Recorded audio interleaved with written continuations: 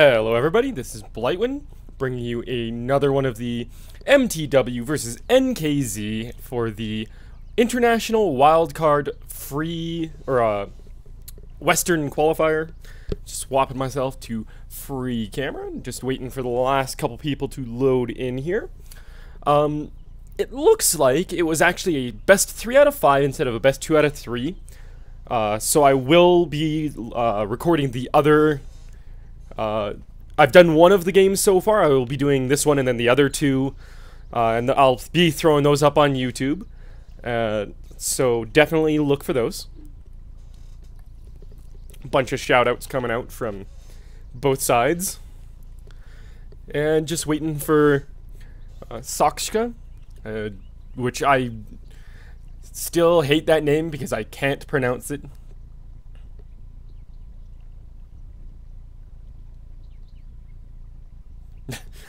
Shouting out to shout-outs to each side. It's always good to see. You know, everyone's manners. Just you know, making sure that they keep it clean. And here we go. So let's start these bans off. Have to see what comes out. As I said in my first video, I don't know how much MTW and Next.Kz have been watching each other throughout this tournament, over the last 3 days before this, so there might be a few bans that come out that are purely respect bans because of something that either team has been playing a lot lately, but a Broodmother is the first ban.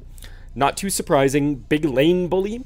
A little annoying, like if you pick up sentries, the webs aren't that bad, but if you leave her alone, she will just push towers with the spider army, and you're going to have to either, and generally with a professional team, they will push at the same time, so you have to either decide to go and address the Broodmother or address the other big push, and you're going to lose a tower one way or the other. A Lycan ban coming out, not that surprising either. He's got a strong gank from the jungle. He's got great pushing with the wolves. Howl adds so much to pushing and makes for really fast Roshans and stuff like that. And he's one of those that just doesn't really make it through.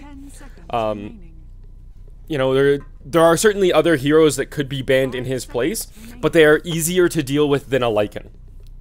Because once you get the BKB up on him, you can't slow him, you can't stun him unless you've got like Beastmaster or something like that. And it's just really irritating to deal with that ult form.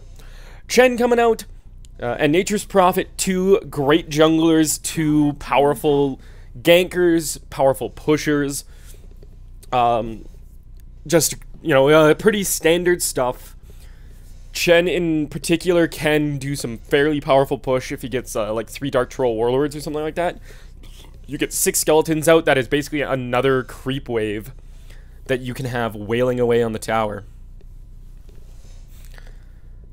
And last couple bans, and then we'll be able to see the first picks coming out.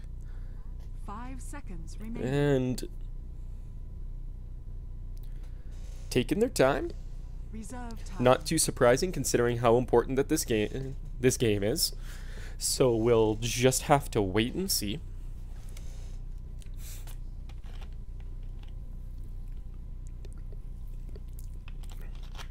A Tinker has some powerful burst if you go laser rocket max first, and he can also have some very powerful push if you go the March from the Machines build. Once you get the Boots of Travel, you just start teleporting around. You get Boots of Travel Soul Ring, you can just teleport around and constantly March with the Machine away creep waves. And the other team, like, they can't really catch you unless they devote a ton of resources to ganking you. And because you can just Boots of Travel away whenever someone shows up. Darkseer coming out also, not too surprising. He's got a lot of powerful team fight. He's a good solo lane. Wall of Replica, Vacuum, just incredibly powerful. Brewmaster coming out for Next.Kz, sorry. And that'll, you know, they enjoy the hero. He's got great team fight with that primal split. He's able to lock down 2 people. Enchantress Invoker picked up by MTW here. So always fun to see. And Enchantress, one of the only jungle heroes that's really left now. We also have Enigma still in the pool, and Syllabear. So we will have to see if one of those gets scooped up by Next.Kz here. Invoker, powerful solo. He's got so much versatility with all of the various combinations of spells you can do. You can do like Quas Exhort, Sunstrikes and Cold Snap, and the Forged Spirits. You can go Quas Wex, which even though it doesn't see very much play anymore, EMP Tornado is still incredibly powerful. Lich and Morphling coming out here. Lich, great support. He's able to just, with the sacrifice, leech down the creep waves, keep them pushed back. He'll probably be babysitting this Morphling. Syllabear being picked up by MTW here. I imagine he will probably be their solo lane. He's an incredibly powerful solo lane with that bear. And he can just get himself so tanky. And you get enough items on that bear, and it's essentially like another 75% of another hero. So you're at like 5 3/4 heroes. Night Stalker band coming out from Next.Kz, powerful powerful ganker, and at night it would just create an absolute terror zone. Earthshaker band coming out. I do believe Next.Kz, I believe it's Lucky, really enjoys playing Earthshaker. And Earthshaker, if you have a good Earthshaker, he is incredibly powerful. Fissure blocks, incredibly powerful. You get a good Echo Slam that can do a ton of damage. And he's got so much AoE magic nuke and so much stun coming out. Because if you get a good Echo Slam on top of people, the aftershocks will do mini stuns.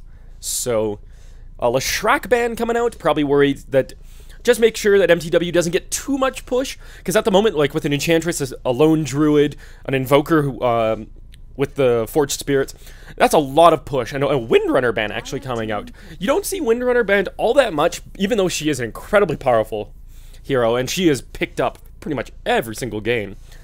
And it's kind of nice to see, you know. I understand that she's powerful, I understand that she's picked up for a reason, but it's good to not... Like, it's good to see that there's going to be something else in this game other than power shots and shackle shots. So, last set of picks coming out here. I imagine that they'll use up quite a bit of the bonus time, just because they'll want to think these out quite a bit. And we're just now eating into the reserve time. An Enigma, so that'll give them a jungle. We will have to see if they pick up someone else who will be, or I suppose he could be a solo, but there's not really a jungler left. Crystal Maiden going to be picked up by MTW here. Very powerful support. Has a good, actually, amount of early nuke between the Frost Nova and the Frostbite, which is great. It's got some powerful disable, you know, a very powerful slow, and then the immobilize, I guess you could consider Frostbite. I don't know what it is officially classified as, because you're able to cast spells as long as it's not a movement-oriented one, like a waveform, but you can't right-click. 5 seconds remaining. So, just starting to get into reserve time. Next.Kz, actually, the only team, I'm sorry for burping there, but Next.Kz is the only team that has actually gone into their bonus time. MTW still has the whole minute and a half. So, who knows? They might want to be saving that so that they can do a good, long, thought-out last pick.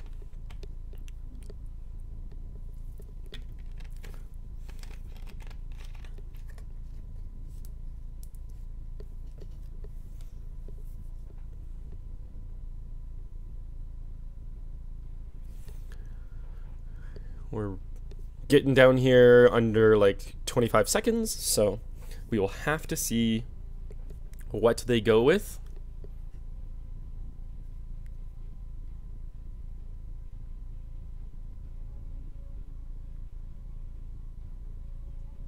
Seconds remaining. Now we're under 10 seconds, so they're gonna have to make a decision quick here. They go with a Tide Hunter.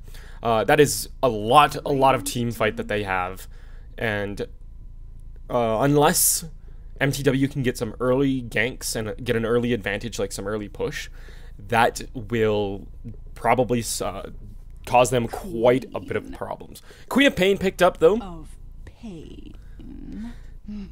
getting some fraps lag or something. I don't know. I don't know if that's actual server side or something, but the Tidehunter, like I was saying, between the Brewmaster, Chainfrost, Black Hole, the Ravage, just so much team fight.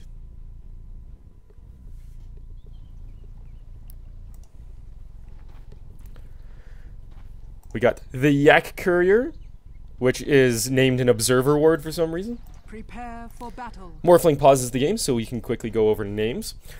Invoker playing the Cinderin.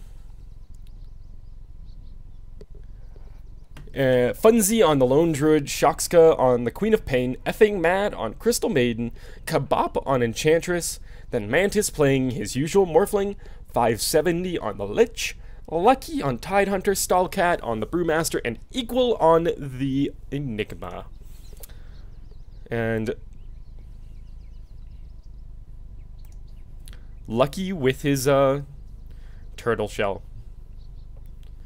They haven't bought a courier yet, huh? It looks like. I hope they're using a alternate courier. So we're gonna be sitting at this pause for a little bit.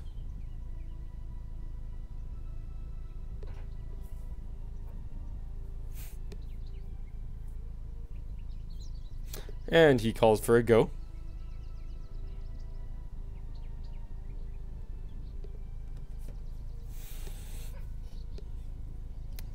Bit of friendly Galeka fun, which, as always, and shame on Next.Kz.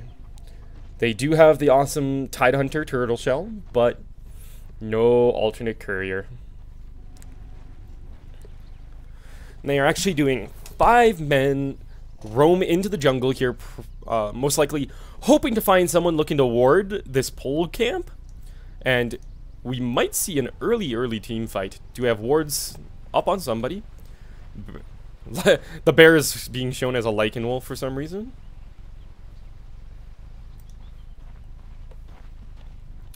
Bear's going to scout things out. Gonna take a couple right clicks from Morphling here. 30 seconds to battle. Lich is actually going to throw down an Observer Ward here. And then, is he going to hand it off to somebody who warded the bottom? Or is he going to go ward the bottom pole camp himself? Queen of Pain hoping that she could pick up the 0 rune here.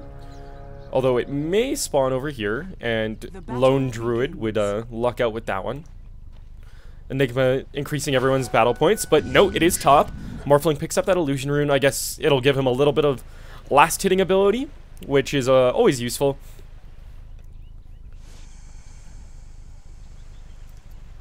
So we got the Lone Druid soloing down here, up against the Enigma.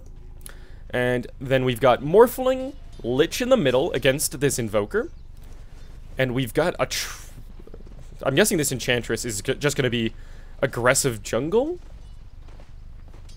Up against this Brewmaster Tidehunter lane. Yeah, she picks up that is not an Alpha Wolf. I don't know if this is just a glitch with me or if it's something with the patch that came out or what have you. But everything's showing up weird. But oh well.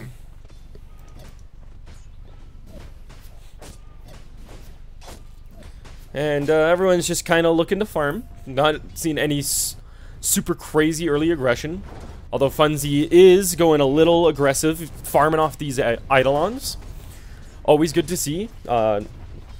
Normally, Equal is pretty good about denying his Eidolons, but when essentially two heroes are wailing away on it, you can only deny so many. Cinderin actually taking quite a bit of harass here.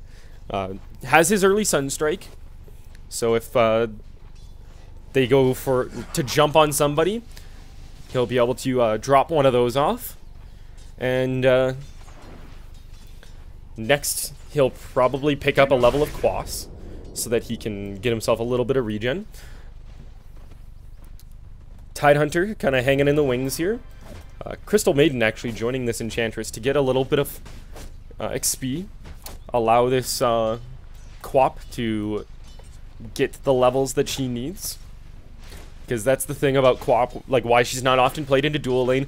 It's not so much about farm as getting the level advantage. If you can get the level advantage, you can blink in, do the Scream ulti, and just do tons and tons of damage and blow people up. Crystal Maiden went forward to, you know, she's looking to get a frostbite on somebody. And we're seeing some early fast push coming out. Are they going to use the glyph to stop this? Doesn't look like it. Nobody gets the last hit on that, but taking a tower in under 3 minutes is really, like, it's shocking for pro play. I mean, I've seen towers in like 5 minutes, like the 5 to 10 minute range, and that's fairly quick. Like, well, 5 minutes is decently quick, but to basically just take like 2 or 3 creep camps and then push a tower. Tidehunter doing a pull on this easy camp here because he's no longer able to really on this one. And it looks like MTW's actually going in on this Tidehunter. Sunstrike coming through, not even needed. The Frostbite Nova, Crystal Nova as it's called now, on top of Enchant, and the Alpha Wolf clap, or the Thunderclap, is just super powerful. Smoke being dropped. It didn't go onto the creeps here, but Queen of Pain level 4 here,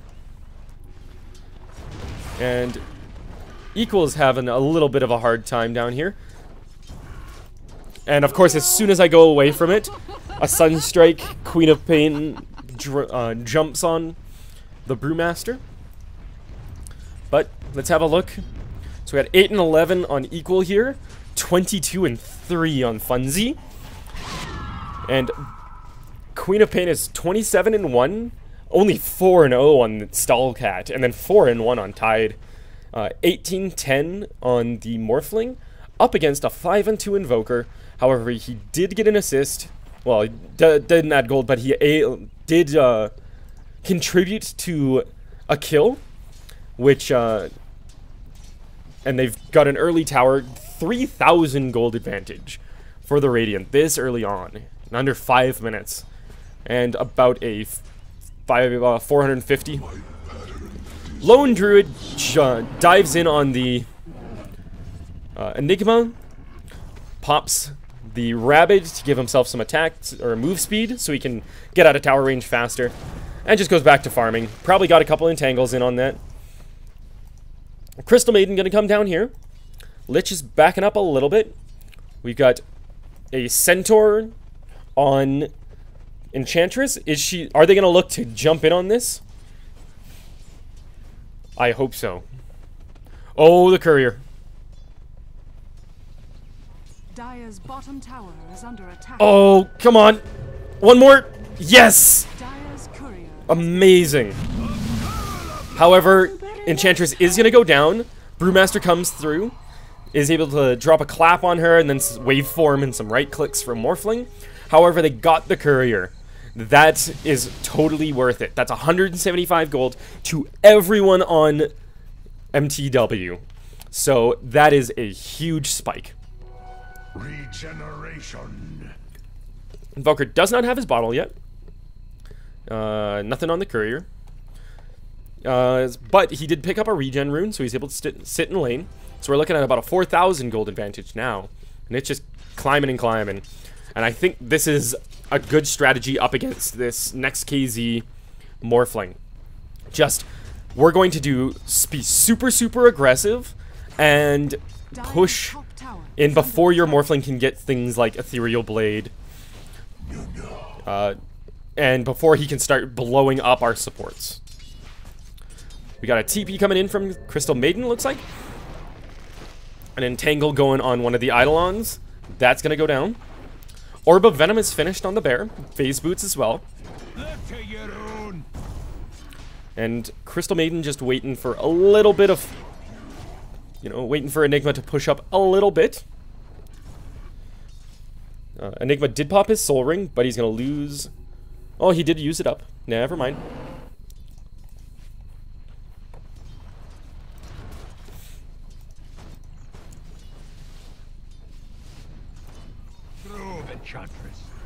And it looks like they're going to be doing a push down here.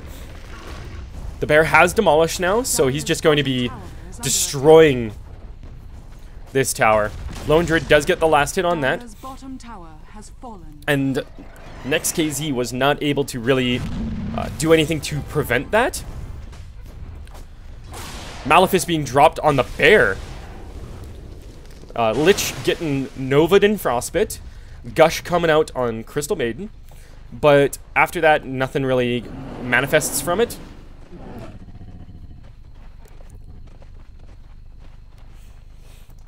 It looks like they're taking things a little easy now. Ward's coming in the courier for Crystal Maiden. And Queen of Pain just kind of hanging up here. Has her bottle. Has power treads. Morphling gets a DD rune, actually. That could, if they do an engagement relatively soon here, that could definitely spell some pain for MTW here. But now we're looking at over a 5,000 gold advantage, probably more sitting around 6,000, and an experience advantage of about 50, well, probably about 50 right now. And Dyer's courier is finally back. Got some stuff from Morphling, so he can finish his power treads. It's all the same to me. That's always unfortunate when you miss a last hit because of a uphill mischance. A TP scroll and the other pieces to his phase boots for Invoker. Gonna be, he could, yeah, now he's gonna send them over as. Enigma moving top here. And Tidehunter's trying to sit down here. Lich is bringing himself boots. So that'll help him a little bit. And he's not 6 yet, which is really unfortunate.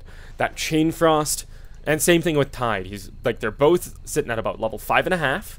And the Ravaged Chain Frost is really what they need to be able to help like win these team fights.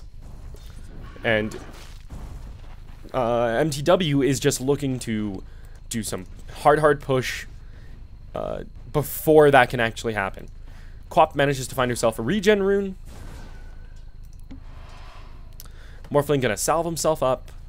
Knew that pretty soon it was gonna be useless, and if he was sitting at half health, he might get jumped by the Queen of Pain.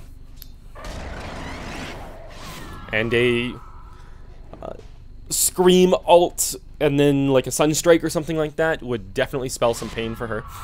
She is gonna have to be careful though. DD Morphling coming through, along with a Brewmaster and Enigma. Tide just trying to hit. He is level 6 now, so he does have the Ravage. However, he does not have very much from the terms of farm. Quap activates the regen rune here. Blinks over, gets an ultimate orb. Probably an early sheepstick. And that, unfortunately, the DD didn't really go to anything. I guess it did fill up his bottle, but he wasn't able to actually use it. Cold Snap going down on Morphling. Are we going to see a Sunstrike to follow up? No. However, he's going to do an aggressive waveform forward. I guess he knew that Cold Snap was down. Although he could have gotten tornadoed there. And Cold Snap's back up in now. But we don't see anything really come from it. However, Quap is going to come down here. Look to kill a ward here. And then she's just going to kind of bottle up. And she's stuck up here, and now she can get down. Malefice coming in on the Invoker. but not too much, only level 3. Illusion Rune bottled up by the Queen of Pain.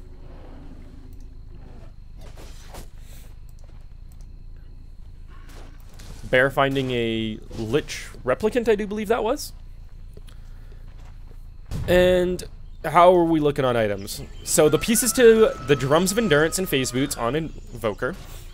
Normal Boots, and then the Phase Boots and Orb of Venom on Lone Druid. Quap's got our Ultimate Orb. Crystal Maiden has Boots of Speed and then a Sage's Mask. Big push coming in on top here. Are we going to see some kind of team fight to defend this? Doesn't look like it. Nobody's going to be TPing up. It does look like Tidehunter is coming up, but unfortunately, even with a Ravage, now the TPs are coming through, but they're going to get the tower kill. They're going to be able to back away. Crystal Maiden might go down. She does get gushed, and she's just going to get blown up by the Morphling. And then Arcane Boots and a Point Booster on Enchantress.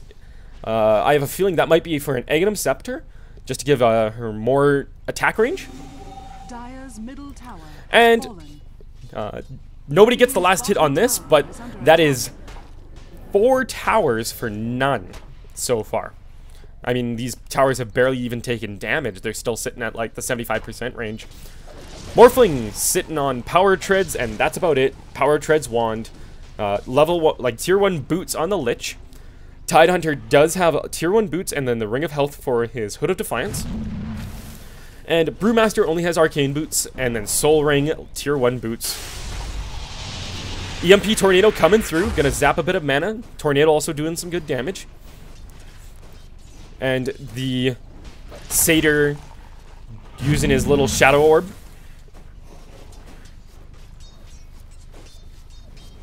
Not many kills, but tons and tons of pushing. 10,000 gold advantage for the Radiant.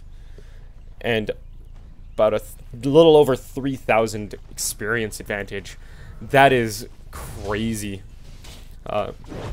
That's the kind of scores that, like, it's gonna be difficult to recover from this just because that is such a huge gold advantage, especially for only, like, under 15 minutes into the game.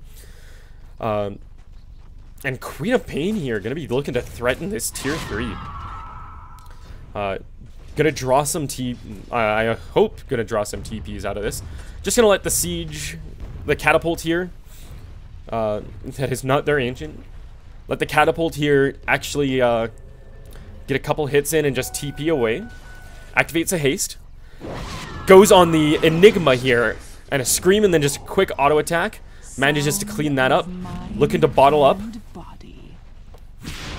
Shadow Poison going in on the Tidehunter. Some right clicks. One more bottle charge. The Tornado barely misses. Unfortunately, doesn't have any wand charges, so can't pop those to try and get the mana for a Scream. I think if she had Scream, that would have been tons and tons of kills. Instead, just going to go in on the Morphling. Then back to getting some farm. Can get the staff for the Sheepstick. So I imagine we will see that happen. In fact, yep, that is exactly the Mystic Staff being delivered right now. And this Dire team is just hurting so much. And unless they can get some kind of like godlike 5-0 exchange team fight, they're not going to be able to really stop the momentum that they have. Queen of Pain pops a regen rune, gets her mana up. Was looking for hopefully someone to jump on top of. Unfortunately, couldn't find anyone. Gonna get Arcane booted by the Enchantress. Give her a little bit of mana too. Just gonna push this wave out again. Enchantress got the Ogre Club, so yeah, that's gonna be an Aghanim Scepter for this Impetus. Give her some more attack range, which translates into more damage. Impetus does do damage based on how far it actually moves, which means if you're running away and say you are a Morphling who waveforms away and doesn't actually manage to break the attack animation, it will actually do even more damage than intended. Because the animation will continue to move. Enigma gets a fast Blink Dagger. That'll definitely help if they can get a good, like, 3 or 4 man Black Hole.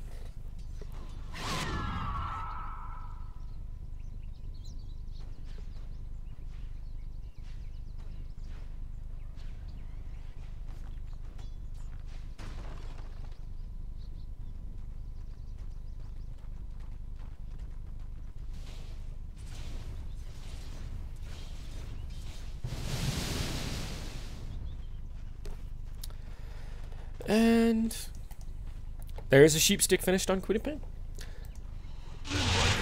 Bunch of team fight. Primal Split is popped. Unfortunately, the Wind Panda is going to just go down. So same thing with Fire Panda. The Earth Panda manages to run away. And Brewmaster will reform with about 400 health. And this is probably the scariest thing about this Dire team is they have only one hero over 1,000 HP, a couple that are very close, but like a Queen of Pain ulti on its own, 475 damage. That is like almost all of Lich's health. Like, assuming he's anywhere like at say 75% health, that will kill him. And that also means that if he gets jumped on by like a Scream ulti, then there's really no way he can actually survive. Invoker's gonna stop this push here. Use the glyph to hold the Morphling back and then TP in from Invoker. Morphling knows that he cannot 1v1 this Invoker. Enigma gets jumped on, screamed, sheeped, ultied with a couple attacks from Funzy here. And with the Black Hole down, then they know they can just take this. Well, and also the Primal Split is down. They know they can just take this tower. Nature attend us. Looks like they're looking to get a kill on the bear, and they don't even manage to do that. Gonna call it back. Well, how long does he have on the? He can call it again if it manages to get jumped, but it should just be fine. It looks like they're going to look to do a Roshan now. They know they've got a huge advantage, 15,000 gold, less than 20 minutes into the game, and about a 8,000 experience advantage. And Funzy's just going to kind of take some bashes to the face, let the bear, let Roshan kill the bear, and then he can just summon it again. Invoker picks up a DD. Malefice going in on somebody. Quap. But it's, nothing's really going to come of it. She's got her ult down for another 55 seconds or so. And that's, part of their huge burst. Black Hole is, well, Enigma's back up. Black Hole is up.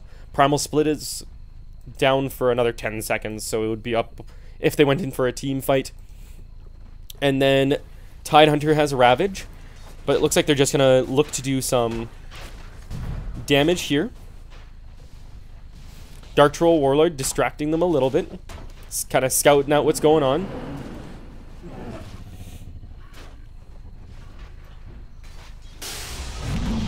And a EMP Tornado coming through. Tidehunter's going to get entangled, and he gets caught completely out.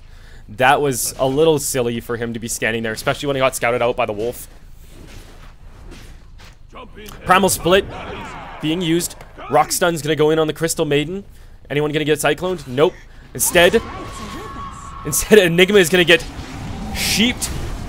Chain Frost, good spread. And Lich goes down. Panda's gonna get caught out also. And then they're just gonna finish off Roshan. I don't really like calling games super early like this, but this is pretty much game.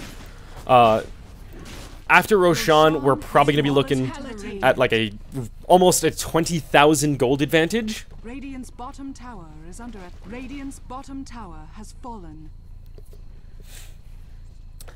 And Morphling does manage to get a bottom tower.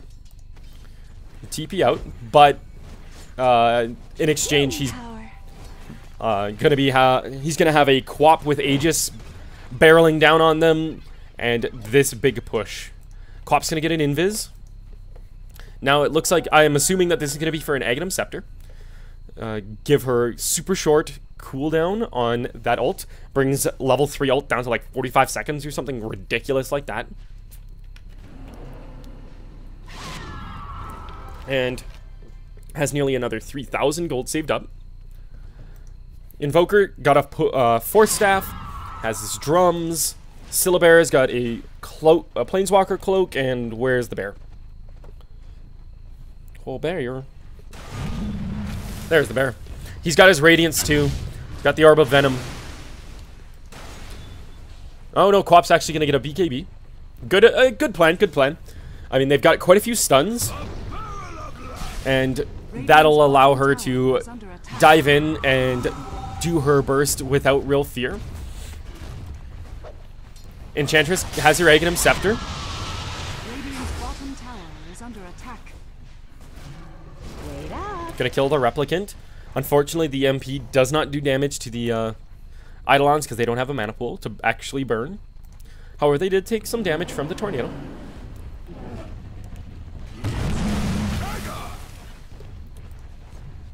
Looks like he's trying to draw people into chasing after the bear.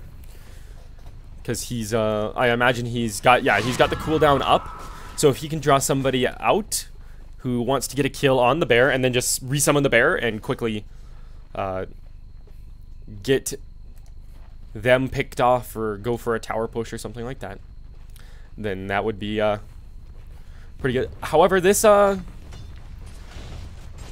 Dire team does have a good amount of creep clearing ability. Another tornado gonna come through, not really do anything. But they're slowly but surely picking away at this tier 3, and they know that as soon as that tower goes down, they're gonna be able to just get jump in for a team fight. Queen of Pain ulti is up. She isn't level 16 quite yet, but she does have her BKB.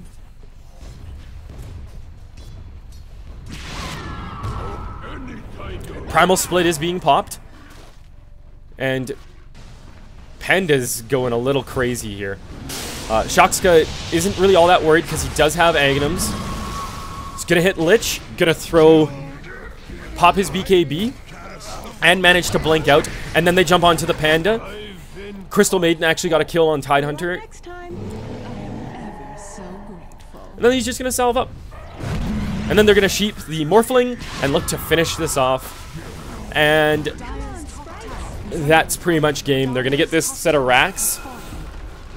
And Dire's top barracks are yeah, it hasn't quite updated yet, but I imagine we'll see it creeping into that 20,000 gold range has fallen. pretty soon here.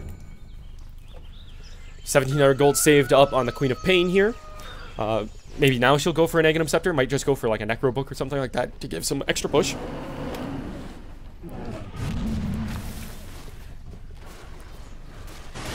Point booster, so yeah, it'll be an eggs. Probably won't be able to finish it in time though. Alacrity Primal. Oh, Blink. Ooh, the Blink Black Hole was great, but Quap was out of it and was able to sheep. And Enchantress gets the kill on the Enigma, Invoker gets a kill on the Brewmaster, and they call game. Well played by MTW. They knew that their biggest hope was actually doing this early enough, like pushing and winning the game early enough before the Morphling can really take off, and just a bunch of ganks and pushing. Dire's middle barracks are under attack. Dire's middle barracks has fallen. And we'll just look at that, watch them clear this up. Tower is under attack. Alacrity Primal Roar on the bear is just ridiculous. Middle tower. Burns through towers so fast. Dire's middle tower is under attack. Dire's middle tower has So, fallen. I was Blightwind. This was one of the games in the Western Qualifier Finals. If you're watching them in the order I recorded them, this is actually one for MTW, one for Next.Kz. Is under So, attack. we'll have to see what Game 3 brings. But I hope you enjoyed it. Leave a like and a favorite. It definitely helps the channel out. And leave any comments so that I can improve myself, bring you the kind of content you guys want. I hope you enjoyed this, and I will catch you fine folks later on. There's the wonderful score screen. Gonna come up in a second here. Let you look at that for a second. It was just really well played by MTW. They played it pretty much perfect. So I hope you enjoyed it, and I will find you folks next time.